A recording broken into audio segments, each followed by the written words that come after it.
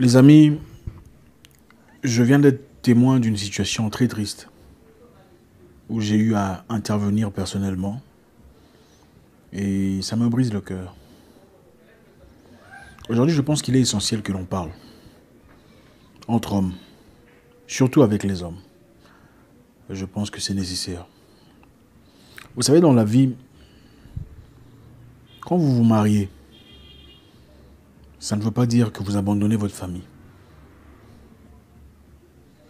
Quand vous épousez une femme, vous fondez une famille ensemble, vous faites des enfants, vous vous installez quelque part.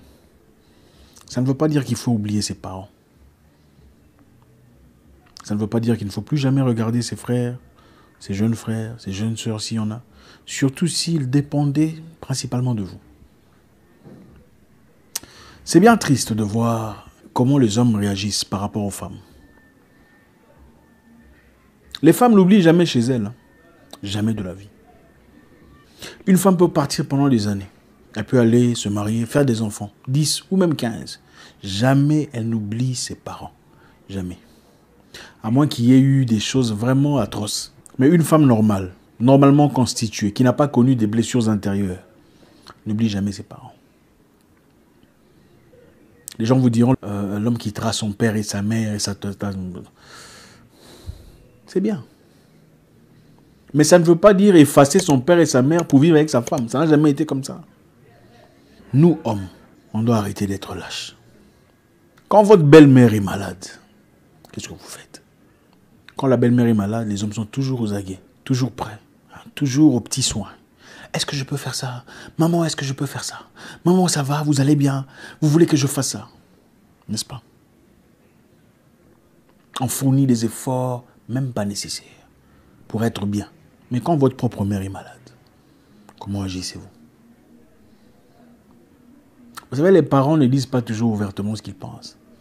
Certains parents ne le disent pas. D'autres le disent, certains ne le disent pas. Certains sont malades, mais ne disent pas « je suis malade », tout ça. Ils veulent simplement vous donner l'impression qu'ils sont OK, pour ne pas vous stresser.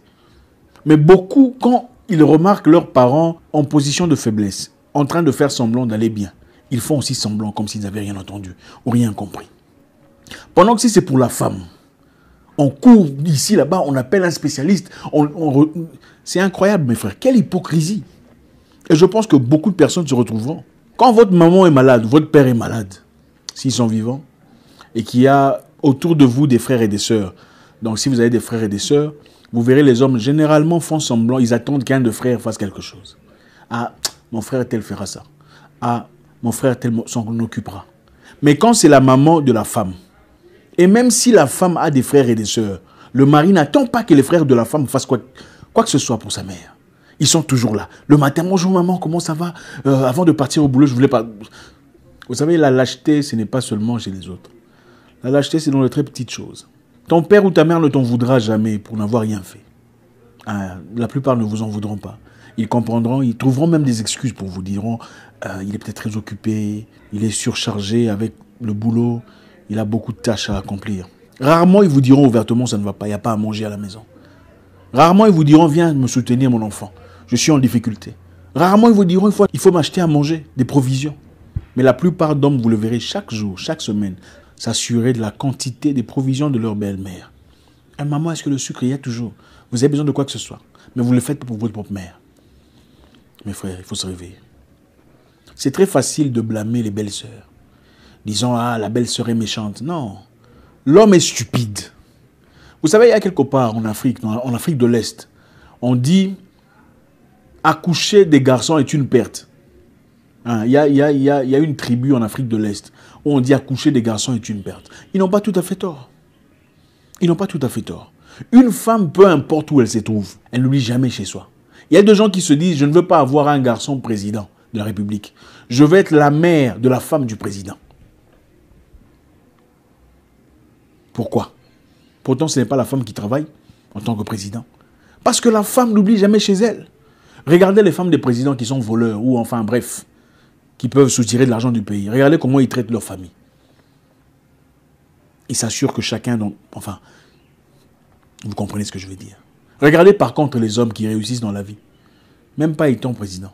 Simplement en étant un entrepreneur réussi. Regardez leurs frères. Regardez la situation de leurs parents. Généralement. Comparé aux femmes, c'est déplorable. Nous, hommes, sommes trop bêtes.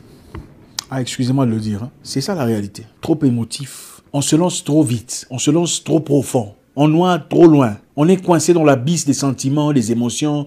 Les femmes sont généralement plus sobres que nous. Même si on fait semblant d'être fort. Ce n'est pas ça la réalité. La réalité est celle-ci. Les femmes contrôlent leur mariage mieux que les hommes le contrôlent. Elles savent pourquoi elles sont là. Je connais un grand du quartier. Ce grand est parti en Europe, en Belgique. Et là-bas, a rencontré une autre femme. Une femme qui avait déjà des enfants. Cette femme est une femme issue d'un autre pays africain. Pas de leur pays d'origine. Ah, ils se sont mis ensemble. Avec l'argent qu'il faisait, il a commencé à investir. Pas chez lui, au pays, mais dans la famille de la femme. Donc, au pays de la femme qu'ils ont rencontré. Ah, il était en train de construire, en train de bâtir, en train d'investir. Ils avaient des shops, des boutiques, des constructions et tout le bazar. Le grand du quartier, là, il est le grand frère d'un ami. L'ami me dit, non, le grand, il fout rien. Les parents ne sont pas bien. Apparemment, pour lui, nous ne sommes pas assez intelligents pour gérer son argent. Apparemment, pour lui, nous ne sommes nulle part. Nous n'avons pas les capacités intellectuelles pour, gérer ses investissements. Alors, tout part à l'autre pays, chez sa femme, entre parenthèses. Quelque temps après, on a entendu, la femme l'a quitté. Avec l'enfant qu'ils avaient. Et apparemment, cet enfant n'était même pas son enfant. Donc, la femme avait d'autres enfants avant lui. Lui, il a trouvé la femme avec des enfants. Il a commencé à investir dans la famille de la femme, dans ce pays voisin. Ils ont fait un enfant ou deux avec cette femme. Finalement, la femme a quitté et lui a dit d'ailleurs, ces enfants ne sont pas tes enfants. Lui qui s'est moqué de ses propres frères, disant que non, il ne peut pas faire du business avec eux. Finalement, on est où? Et ça, ce n'est qu'un exemple parmi des milliers. Il faut apprendre à se maîtriser, chers frères. C'est bien d'épouser une femme. L'homme quittera son père et sa mère et s'attachera à sa femme. C'est bien beau tout ça, d'accord? Mais moi, je n'ai jamais vu une femme abandonner sa famille. Je n'ai jamais vu une femme abandonner son père ou sa mère pour son homme, pour rien. À moins qu'il n'ait été abusé, brisé, blessé ou quelque chose de comme ça. Je n'ai jamais vu une femme sobre, normale, quitter son père et sa mère, abandonner son... Parce que quitter souvent veut dire abandonner son père et sa mère.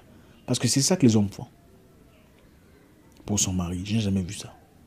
J'ai par contre vu des femmes gagner de l'argent à travers son mari et construire chez elle. Améliorer la maison de ses parents. Mettre la peinture. Mettre à manger. S'assurer qu'ils sont en bonne santé. Investir pour eux. Ça, j'ai vu. J'en ai vu beaucoup. Les hommes qui font des mêmes sont très rares. J'ai vu des femmes soutenir leurs petits frères, petites sœurs, envoyer au machin, je sais pas, en Europe, enfin bref, investir dans leur avenir. Les hommes, malheureusement, très souvent, quand on fait un peu d'argent, on épouse une femme, on l'oublie. On oublie nos petits frères, nos petites sœurs, qui vivaient derrière nous. Désormais, il faut qu'ils appellent pour venir chez nous à la maison, pour venir visiter, il faut appeler au téléphone. Désormais, il faut consulter pour aider ta propre famille, ton sang. Le divorce existe, hein. Quand on divorce, les gens partent, on s'oublie, c'était mon ex-mari. Et je ne suis pas en train de minimiser le mariage, ce n'est pas ça. Je suis en train de dire que les gens divorcent oui ou non. Les gens, ils divorcent oui ou non. Ça arrive oui ou non. Vous pouvez divorcer votre père, votre mère. Même si vous insultez votre mère, est-ce que vous pensez que votre mère pourrait un jour vous haïr, vraiment, vraiment vouloir votre... À moins qu'elle ne soit une... Mais le contraire arrive, n'est-ce pas? Un homme ou une femme avec qui vous avez été pendant longtemps, mais plus tard, est prêt à vous... Ici n'est pas sujet de comparaison. Le sujet est une question de conscience. Frères et sœurs, surtout les frères, prenons soin de nos parents. L'argent que vous mettez à côté pour envoyer au neveu de la... Il faut aussi mettre ça de côté pour maman ou pour papa. N'attendez pas qu'on vous demande pour donner. N'attendez pas qu'ils aient faim. Oh là là, les maniocs sont finis. Non, il faut acheter, il faut stocker. Et vous attendez qu'on vous demande. Mais quand c'est la famille du voisin, la famille de la femme, là,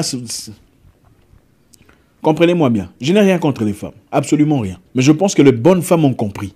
Elles ont compris qu'un homme équilibré doit prendre soin de ses parents. Une bonne femme comprendrait que le fait d'être marié à cet homme ne veut pas dire que je le prends en otage et que ses parents n'ont plus accès à lui. Une bonne femme rappelle à son mari, il est temps d'aller voir tes parents. Ça fait un moment que tu n'as pas été. Une bonne femme sait qu'il faut dire à son mari, appelle tes parents au téléphone pour parler. Ou prends les enfants avec toi, va chez tes parents pour qu'ils aient une relation avec eux. C'est important, autant c'est important que tu viennes chez moi à la maison voir mes parents, autant il est important que nous partions chez vous. J'espère que chacun de nous en tirera quelque chose. C'est bien de parler de toutes ces choses-là, hein, l'argent, les voyages, blablabla, c'est bien. Mais les choses élémentaires, j'ai l'impression que nous aimons beaucoup les étrangers quand il est question de donner, de faire des offres, des cadeaux. On fait facilement des cadeaux aux étrangers, qu'à nos vrais proches. Vous savez pourquoi? Parce qu'en réalité, on veut être vanté, on veut être célébré.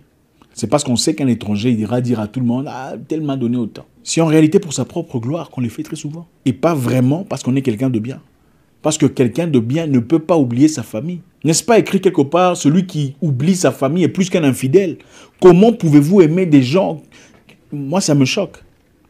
Autant vous donner à votre pasteur. Il faut donner à vos parents. Parce qu'il vous a été recommandé. C'est votre devoir. Peut-être que votre pasteur n'a pas besoin d'argent. Mais un bon pasteur comprendrait que chaque monsieur devrait prendre soin de ses parents s'ils sont toujours vivants.